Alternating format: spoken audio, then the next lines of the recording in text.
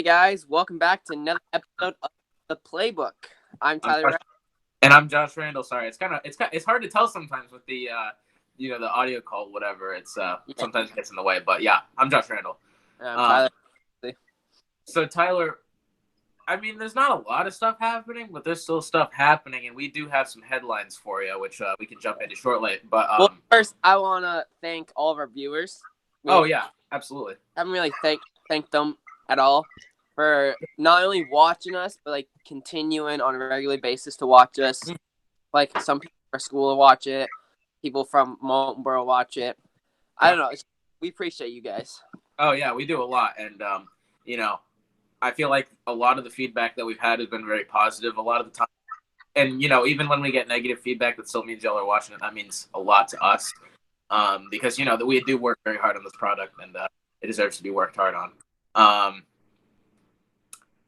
Okay, yeah, I have no sense of time because I forgot to set my timer. So we're gonna try to stay on track, Tyler. We're gonna try not to go over, but because I'm using my phone as the camera, I didn't have my timer. But anyways, we have ourselves some headlines, so let's get right into them.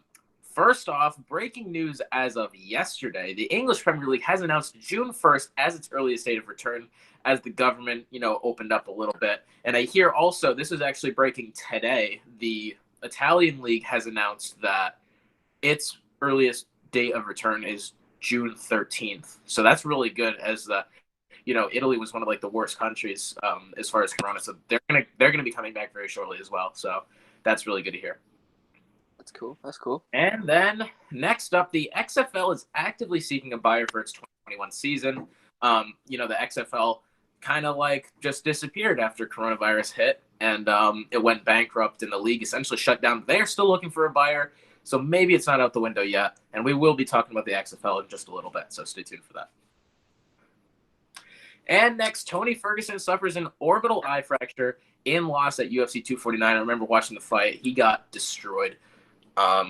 Yeah, that's very serious, like eye injury. So, I mean, it is what it is. I mean, it was a good fight, and especially UFC somehow coming back during all this. But, yeah.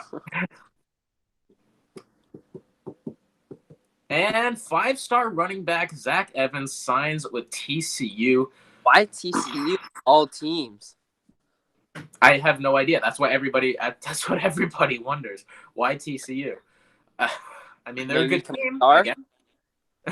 And he's a five-star running back. He's just gonna ignore. Just wow. And next up, the GIF is working. On this day in sports history, Sergio Aguero scored in stoppage time to secure the Premier League title for Manchester City in 2012. You could remember it from the commentator Martin Tyler just screaming his name for about 30 seconds. Kind of one of the greatest moments in English soccer history. But yeah, that was today. As a United fan, I'm hurt, but it's whatever. All right, guys. Now, sorry to cut you off, but I didn't have anything else. Now we're going into our topics. Topic one is: will the XFL come back? As you know, it's canceled and all that. Josh, what's your take on it? Sure. Honestly, I feel like a lot of the things that the XFL did for football, I mean, literally on the field, and like the motto of the league was for the love of football, and it definitely was that. I feel like the XFL was some of the best football that we've seen in forever. I mean, it was like, to me personally, as a person that thinks that college football is more exciting than NFL football, it was college level football to me. I mean, it was professional in the sense that like there was actual teams and there was being paid and stuff like that, but it was exciting. You know what I mean? Like, it doesn't matter which team you were watching. Even if you were watching, say, like the Vipers or the Dragons, there were still games when those teams were scoring like 20 points and losing by like a touchdown or two. And I feel like a lot of the rule changes that it made, a lot of the innovations that it made, I feel like the NFL is going to steal, obviously, especially the kickoff. That's definitely going to be stolen. I feel like also the ref that spots the ball, which the NFL doesn't really have. I feel like that's also going to be stolen. But, just like it's I feel bad because of the fact that it had to be it's gone bankrupt, and it's like literally not even their fault. I mean, like, if we remember the AAF last season, that failed because something to do with the insurance, like they couldn't afford it or something like that. But this literally wasn't even the XFL's fault. Like everybody got paid and everything. It's just poor timing. And it was really sad to see it go because honestly, it was very, very entertaining. And it was like, I don't know. It produced some great talent. Obviously, I think what was it like 15? It was anywhere between like 15 and 17 XFL players got signed by NFL teams this year, including is it PJ Walker? Is that his name? PJ Walker's Yeah, only PJ Walker from the Roughnecks, I think. Well, got signed by. he didn't officially get signed. They think he's gonna make the roster for the roster cut. They think he'll make it. He's gonna have to because Carolina currently doesn't have a backup quarterback, as far as I know.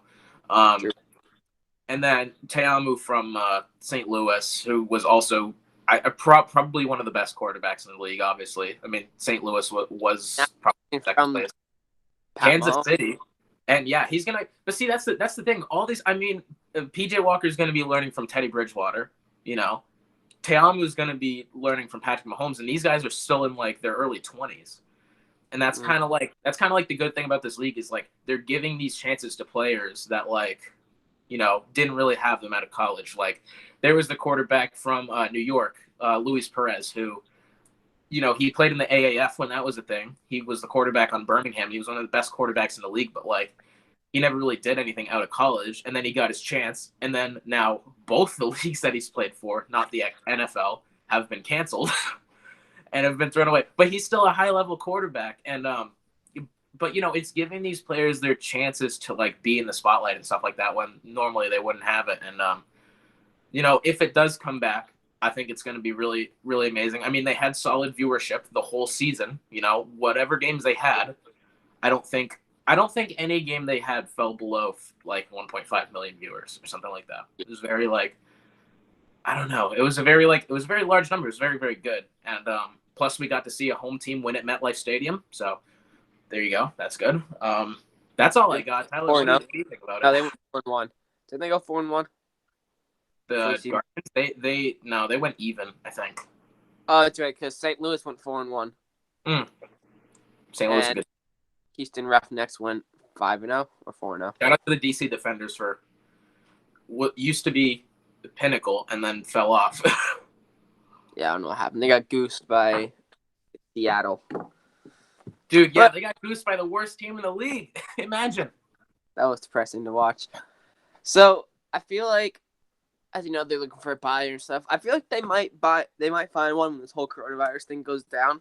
Because, like you said, it's quality football. Yeah, it is. Money. It's quality football. The players get a second chance or first chance for some of them. Mm-hmm. I don't know. It's just, I feel like it's all up to when this virus will go away. Mm-hmm. Yeah. Who knows? Might be here next year too. We might never see the XFL again at this point. I mean, you never know. I mean, I could see a guy like Mark Cuban come in, buy the league, and then Mark Cuban obviously knows what he's doing with business. I mean, when he bought the Mavericks, he bought the team for $250 million. The Mavericks are now worth over $2 billion. Yeah. So if the XFL can get a guy like Mark Cuban to buy the league, then I feel like it could thrive off of it because obviously he's getting a solid influx of money, and Mark Cuban, obviously a big name. So, I mean, who knows? I mean, it would be stupid not to buy this league and to like I realize right now is not the best time, obviously, but like at the same time, the money that you could make off this league when Corona does die down, I mean, who knows? Maybe they could have it like mid NFL season. I mean, I know that would be bad, but like if they would need to get themselves back on track, they could like throw it in like who knows, like December or something like that, and just have it start up. That way they could actually, still have some TV time or something like that. It wouldn't be a lot because NFL, but like it would be something. It'd be a start, I don't know. I think that's what they should do. I mean, that's all I know. I think they should too. That's probably the best for them. So. I mean, but we enjoyed watching the football. I mean, me and you talked about it constantly, and it was some of the best football that we've seen. It was real football. Like, these guys were trying their hardest every week, knowing that they had to, first of all, they had to earn their paycheck type thing, and they had to earn their place on the team. And that was that's what was making this league so good was the fact that these guys were playing for their careers essentially. Where NFL, you see them, they're just out on the field and like they're already making their money or whatever. They might not be like trying 100%. They might be saving themselves for playoffs or something like that. XFL, they went at it every single week, and that was the beauty of it. Yeah. It's just honestly, I miss it already. I remember like watching the games. I remember like actually turning on the TV and like sitting down and watching XFL. Like I would not do that with NFL, but That's true. All right. Thoughts for that, or we all good? My last thought for this topic is that it all depends on the buyer. Yep. Who they are, if they have a big name, and the pandemic. Yeah. So anyways, Tyler, our next topic, are we going to do NBA or do you want to do MLB? I mean, I feel like I have something on MLB at least. So anyways, MLB, they had meetings with the Players Union yesterday. So basically what we know is that the players kind of want to return. It's just they want to be paid their full salary, which, I mean, obviously you can't blame them for. Yeah. I'm going to mute my mic real quick. Okay. But yeah, no, the players, like, same with what's going on with the NBA now, I'm gonna mix them both right now, is that like they both they voted, the NBA voted yesterday to the players. A lot of players voted yes for the season to come back, and this commissioner, Adam Silver, has announced that he'll make a decision on whether or not it's gonna return in 2 to 4 weeks. So that means we could be getting, I feel like if basketball returns and baseball, we'll see that it's coming back, and then baseball will be like, all right, I guess our turn to do that now. And I think they'll come back too. But it's like a domino effect. It all depends on what the other sport does. Because I can tell, like, since their basketball's taking the voting rule from the MLB to do that too. So it's just a matter of time before MLB decides, if basketball comes back, I guess we'll come back too. But if basketball doesn't come back, I don't think they'll come back. I've had a little hiccup in my recording plan as my dog has kind of rudely interrupted the session right now. So I'm going to have to stand outside and keep my camera off. But I feel like a lot of I could see the MLB coming back. We were watching we've been watching the Korean League type thing. Yeah. And despite having the pandemic and despite having no fans in the arena, it's working pretty seamlessly. You know what I mean? Like, we're watching the leagues, they're having like no handshakes or whatever. Like the umpires are wearing their mask protection and stuff like that. The base coaches are having their masks and stuff like that. But the league is working, and yeah, I mean, I feel like if the MLB and all the leagues can figure that out. If MLB played with no fans, it would work. But I think since it's such a big sport, that they're like, we got to have fans in the stadiums to support the players, which I think. But we've seen MLB games without fans before, and they still worked. Yeah. You know what I mean? A couple of years ago, I don't remember what it was, but I remember the Orioles game had to have no fans because there were like civil rights protests or something. Well, not civil rights protests, but like there were protests happening in Baltimore, and they were afraid that it was going to carry into the stadium. So essentially, what they did, they just closed off the stadium for that game. And despite having no fans and stuff like that, the game still went. So I can see the MLB returning with no fans. I feel like it's definitely possible. I don't think it'd have the same atmosphere. I mean, and I feel like it's going to be also hurt their TV revenue because obviously they're not going to broadcast every single game. Maybe they'll have MLB Network be like free or something, and we can watch every game. Which I mean, that would be the best thing to do, obviously, because then people would subscribe to MLB Network and stuff like that. So I mean, I can see the league come back. I feel like the players aren't asking too much to have their full salaries. I don't think that's asking too much, especially because they're playing through these times, and despite right now what we think is going to happen, what we think is going to be like, or what we hear, I should say, is only going to be 82 game seasons, and they're only going to be playing like their conference rivals type thing. They're only going to be playing like within their conference and stuff like that. I still think the league can work. I don't think it would be too tall to order. I think, yeah, I agree with that. Yeah, I think honestly, and I don't see why NBA couldn't do it as well. I mean, playoffs. I mean, you're staying pretty much within. You're staying within your conference during playoffs until you get to the finals or something like that. That's not asking way too much. Yeah, And it's not like. I mean, I completely forgot what the NBA standings are anyway, so I'm not gonna make any jumps. But it would be, obviously. I mean, I don't see why they couldn't have them in places like, places that are closed off. I mean, the cruise ships idea, I mean, that was a valid idea, not going to lie. that was. And, the UFC is bringing in the private islands, which that's also a valid option. I mean, I don't see why the NBA couldn't do that. The problem with the cruise ship is that the boat rocks. But does it rock when it's at the port? Yeah. But how much? I mean, I'm assuming a cruise ship, how big it's going to be, it's not going to be like rocket. It's not going to be like the Titanic. Like it's not going to be flipping over. Like it's going to be sitting there, and it's a cruise ship. So it's a cruise ship. It sits there. That's all it does. Little rocks of it make you like fall down, or like move side to side, because that's like the little rocks, the little bits of. Yeah, but and I know you've been on cruises, but that's when you're like in open water. If you're tied up at port, you're not going to be it's all rocking about of that port. Because if the wind's like there, it's going to move the ship around. But you're still docked, but it still move the ship a little bit around.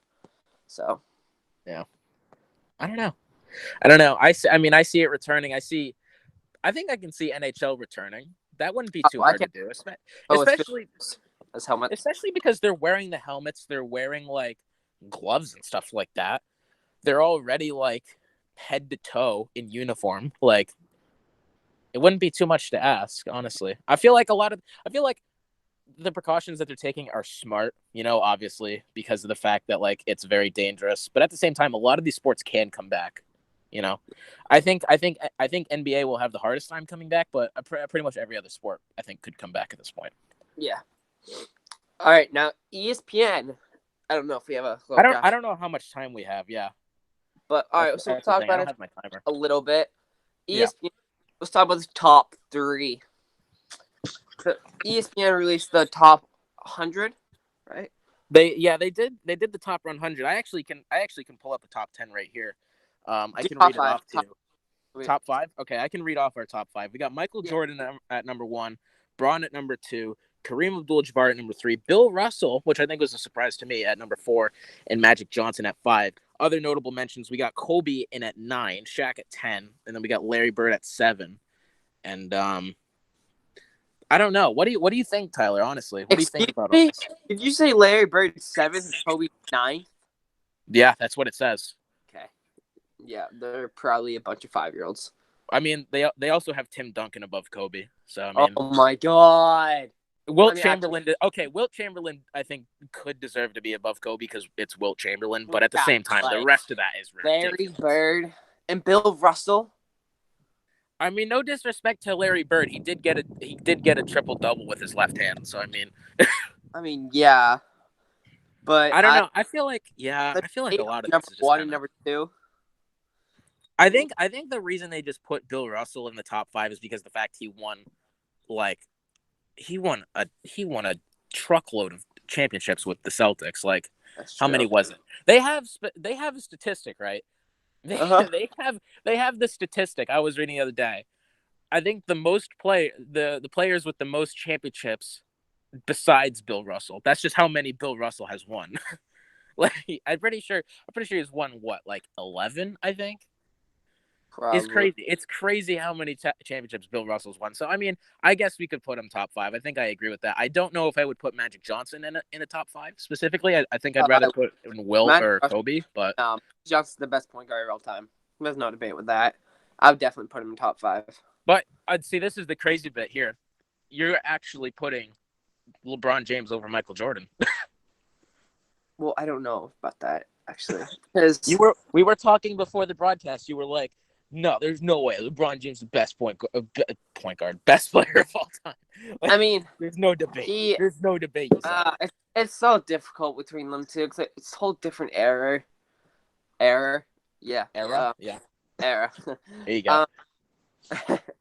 But I feel like LeBron would have dominated in the 90s. But then again, I feel like Jordan would dominate this year. I feel like any of these players would dominate because the fact Larry Bird, first of all, I don't think anybody in the NBA grabs boards like Larry Bird does or like Larry Bird did, right? Yeah. I don't think anybody has the athleticism that LeBron James has. You know what I mean? I don't think anybody has just like I honestly I would compare Kobe closer to Michael Jordan than I would say like LeBron or like Magic Johnson, honestly, because Kobe was also the all-around playmaker like Michael Jordan was. You know, I mean, Michael Jordan, despite having the jump shot, was still a good player no matter where he was on the floor. You know, That's true.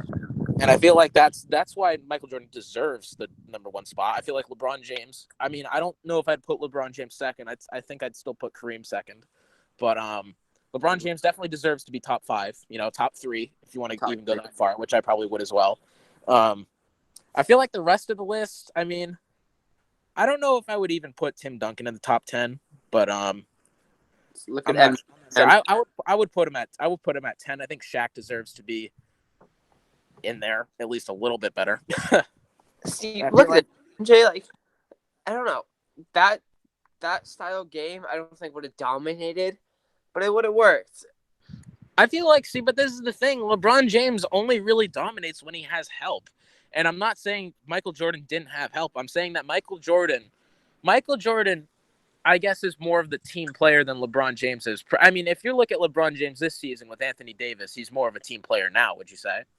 Yeah. He's more of a team player now than he's ever been. Ever since he joined the Lakers, I feel like he's been more of a pass first instead of ever since Anthony Davis joined the Lakers, he's been pass first. Last year, he was kind of passy with it. Last year, he was injured for like 4 months. Okay, you know what? No, I'm just saying. I'm not disagreeing with you completely. I'm just saying. Lonzo Ball. But Lonzo Ball, look at Lonzo Ball. He's having a banger of a season right now. With Brandon Ingram. Yeah. Ingram's doing good too. Like, I don't know. I see the Lakers making a big mistake. I think they've made a huge mistake trading away all their youth. I feel like that's the biggest mistake they've made. I mean, yeah, they have LeBron and they have Anthony Davis, but like LeBron is what? LeBron's in his 30s. Anthony Davis is I don't want to say injury prone, but he's got injuries. They released Boogie Cousins, haven't they? I think. Yeah. I don't remember if they did or not. But they got rid of Boogie Cousins, and I mean, who else do they have? I mean, Caruso's not going to do it by himself. You know, Caruso's underrated though. I'm sorry, he's a good player. He's like Caruso reminds me of first year Donovan Mitchell. You know, he's there. But anyways, back to the top 10. I think a lot of this list, I mean, I think we saw Russell Westbrook only cracking like the top 40, which I mean, I don't know. Would you put him higher or lower, do you think? Higher. Yeah, I would put him higher as well because honestly, he's the only NBA player in history to have average a triple-double for like 2 or 3 seasons, didn't he? Yeah. Yeah, I think it's crazy. I mean, I don't know where Steph Curry ranked. I think Curry was like probably like 20. Yeah, something like that, which I think we could put Curry top 15, honestly. But I think the top 10, I don't have many problems with the people in it. I just think it's the order, honestly. Yeah, I agree. Anyways, yeah, I think that's all I have with this. I think they did a good job. I mean, I don't know. This is going to create a lot of controversy, and not a lot of people are going to be happy with the ESPN. But then again, who is ever happy with ESPN? So that is very true. All right, well, I think that's it for us. Yeah, I think that's it for us. I'm Josh Randall, despite being outside and not having my camera on because my dog. Yeah. Oh, by the way, don't forget, I think by the time this comes out, it will be the championship match of App Store Madness on the Instagram page. Today, Final Four. I think crazy. Really? I think we've had a lot of participation. We've had a lot of people joining in and doing their thing on that. I think that's really good. I feel like it's been a good success so far. Final Four today. By the time this comes out, Minecraft swept Plague Inc. and Plague Inc. was the 2 seed. But we have currently we have Hill Climb Racing, the 7th seed in the Final Four. This is crazy. Insane. Yeah. But anyways, that's all for me. That's all for me too. And we will see you next time, everybody. Peace out, guys. Boom. Boom.